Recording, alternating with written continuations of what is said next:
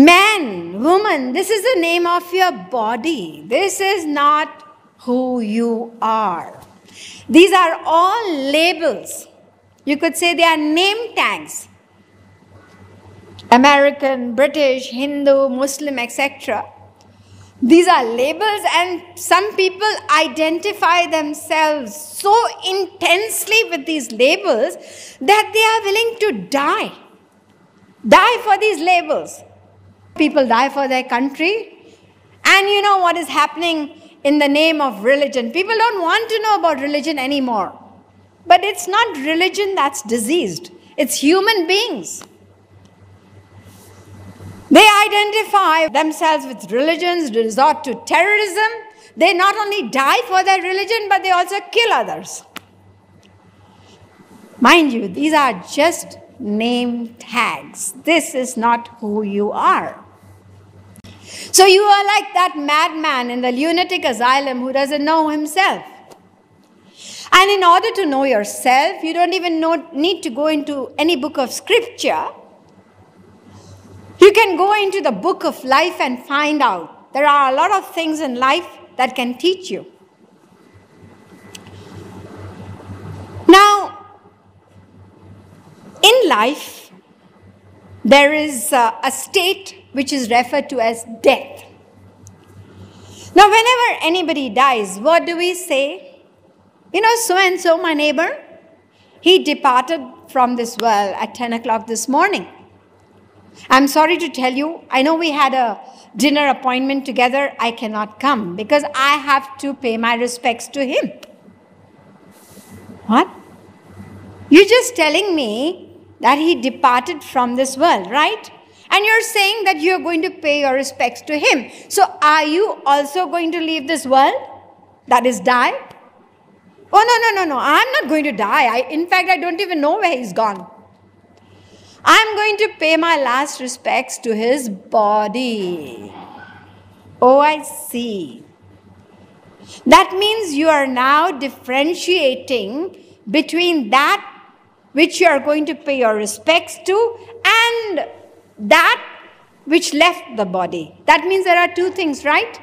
One, the body, and one, the person who left. Now, I want you to tell me about that which left. Can you tell me? Well, about that, I don't really know much, but I have heard that it is called a soul. Atma. Some people call it a spirit. That's what I have heard. You have heard. That means you don't even know yourself. If somebody were to ask you your name, and you say, well, I have heard my name is Ramesh Gupta, then what are people going to do? They're going to laugh at you and they're going to send you to the madhouse. He's saying, I have heard. He doesn't even know his own name. So you see that we do not know ourselves. We say we have heard, but we identify ourselves with this physical body. We do not know anything, or you could say much about the soul, and we do not identify with it. We may talk about it, but the identification is not there. So we are also mad. What does a mad person do? He laughs, he cries, he jumps, he runs. He does the same things that we also do. But the way he does these things, they are different from us. And because they are different from us, we think he's mad and send him to the lunatic asylum. Suppose somebody hits another person and you ask him, why did you hit that person? Because he abused me. You ask another person, why did you hit that person? I felt like. What do you mean you felt like? Without reason you just hit him. Yes, I felt like I hit him. Okay, I'm going to lock you up in a madhouse now. You're mad. No reason. You just want to hit somebody. Just as those people who are different from us, who don't follow the norms of society, we think they are mad. and we send them to the lunatic asylum. In the same way, the saints also consider us mad because we are different from them. We are suffering in this world, and yet we desire this world. We are attached to it. When we experience setbacks in this world, we become detached. And again we become attached. Again we become detached. Detached, attached. This keeps going on. Sometimes we are sensible, sometimes we are mad. It's like the story of Jawaharlal Nehru. He was one of our old prime ministers in India. He once happened to visit a madhouse, a lunatic asylum, and the doctor was escorting him around to the different wards, telling him about the patients there. And he pointed out to one person who was in charge of a ward. He said, you know, this man, I put him in charge of this particular ward. He's also mad, but he's less mad than the others, and he's capable of looking after them. Pandit Jawaharlal Nehru was curious to know what is less madness. So he started talking to this person, and he said, tell me what your name is. He answered, just as we do. And what is your father's name? What is your mother's name? What is your education? Where do you live? Every question was answered perfectly. The Prime Minister couldn't understand why the doctor said he is less mad. He seems perfect to me. The doctor smiled. At that moment, this person asked the Prime Minister a question. Can I ask you a question? Of course you can. Can you tell me who you are? Don't you know? I'm the Prime Minister of India, Pandit Jawaharlal Nehru. This man started laughing loudly. And he said, doctor, you know, that person in the bed who says he's Mahatma Gandhi, there's another bed empty next to him. Put this man over there. Doctor said, look, I was telling you, he's mad, and now you don't need any more proof. This is exactly the way we are, detached, attached. All the time we keep changing our decisions, still we go back and desire this material world. The saints really wonder how lucky these people are. They are blessed with a human form of life, which is the highest form, and they have the gift of knowledge. And what are they doing? Their entire life revolves around just one central goal. Money, money, money. Just keep on making more money, more money, more money. And after that, what happens? We leave empty-handed. I remember reading a book called Conversations with God. Probably some of you have read this book. And I remember a particular passage which is perfect for what I'm saying. One person approached God and said, I want to have an interview with you. Do you have time to answer my questions? God says, I've got all the time in the world. You're the person who's busy. Your line is engaged. Mine is free. Come on, ask me what you want to. He said, tell me, what surprises you most about mankind? And God replied, as children, they quickly get bored and rush to grow up. You watch children. We were children, and we would always want to imitate others. We want to wear what somebody, my elder sister, elder brother wears. Children, they want to go around in high heel shoes and imitate you. So they want to rush to grow up. They don't like being children. And once we are grown up, we long to be children again. They waste their health to gain wealth, and then they lose their wealth to gain health. And they live as though they are never going to die, and die as though they have never lived. This is the sum total of our lives. It is madness, and that's why the saints consider us mad, and we think they are mad. Just as the mad person, suppose the doctor tells a person, look, I have found out from your behavior that you are mad, so you'll have to be admitted. What? I'm mad? You must be mad.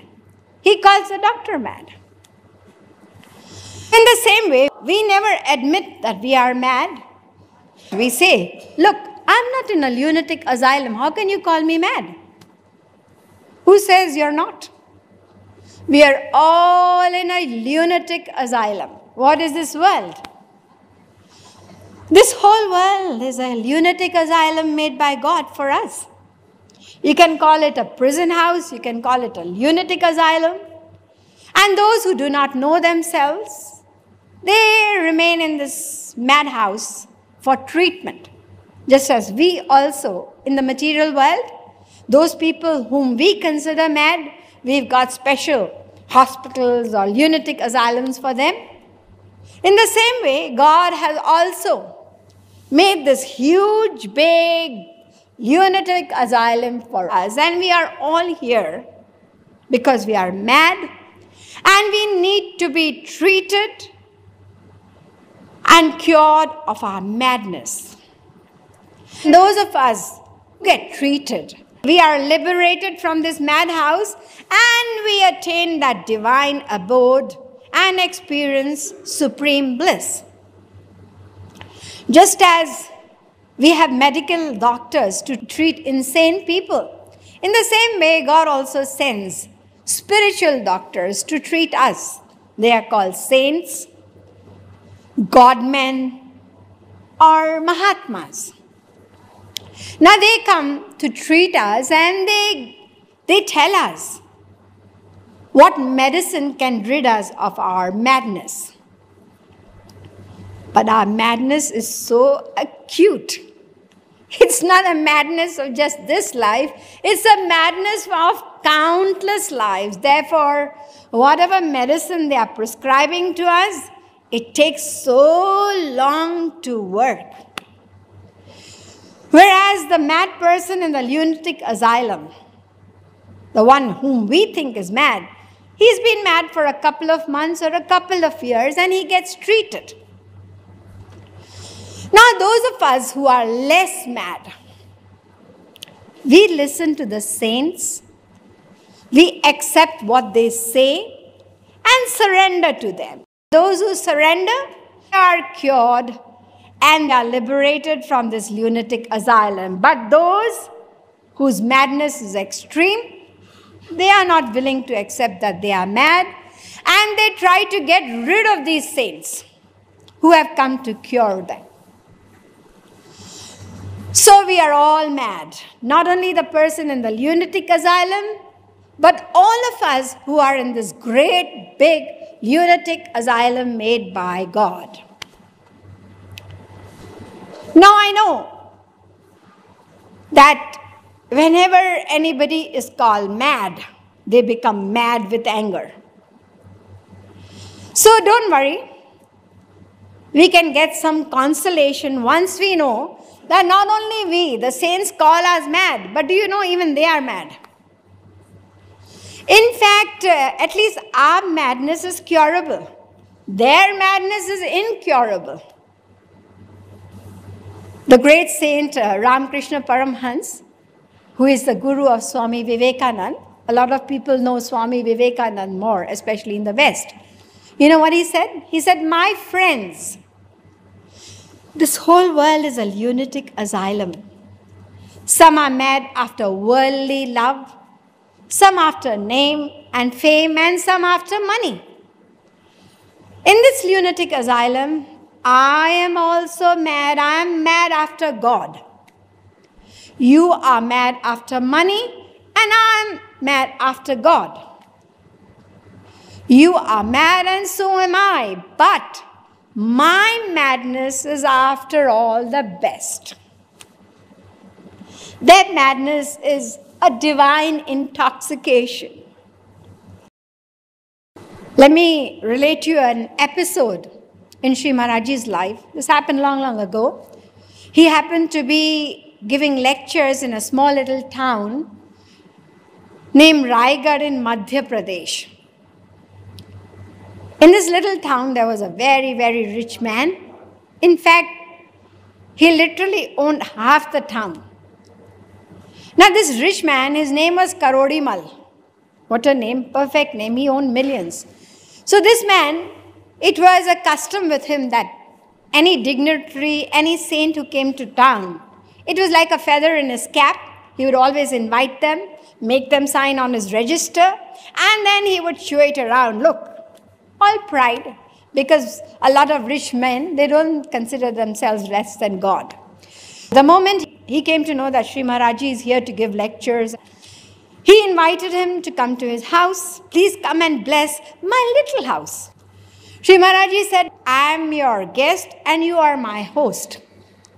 I will only accept your hospitality under one condition. I want you to attend every lecture that I'm going to give in this town, and then I'll definitely visit your house. This man agreed, but he never found the time, nor did he have an inclination. He was only busy making money.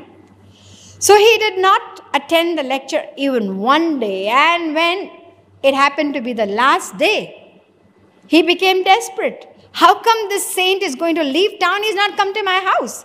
It's going to be a shame for me. So he approached Sri Maharaji. I'm so sorry, please, I want you to still come to my house. I've not been able to attend. All the excuses. Sri Maharaji said, yes, I'll come to your house, don't worry. Today is the last day, I'm busy. What Sri Maharaji did was, he wrote a very meaningful poetry, a couplet. He sent it to his house and left that town immediately. The couplet was, नशा है तुझको दुनिया का और मुझे है दुनिया वाले का. मेरा माशूक साकी है, तू आशिक खाली प्याले का. प्यारी प्यारी प्यारी प्यारी मेरी बरसाने वाली प्यारी प्यारी प्यारी प्यारी मेरी बरसाने वाली प्यारी प्यारी प्यारी प्यारी मेरी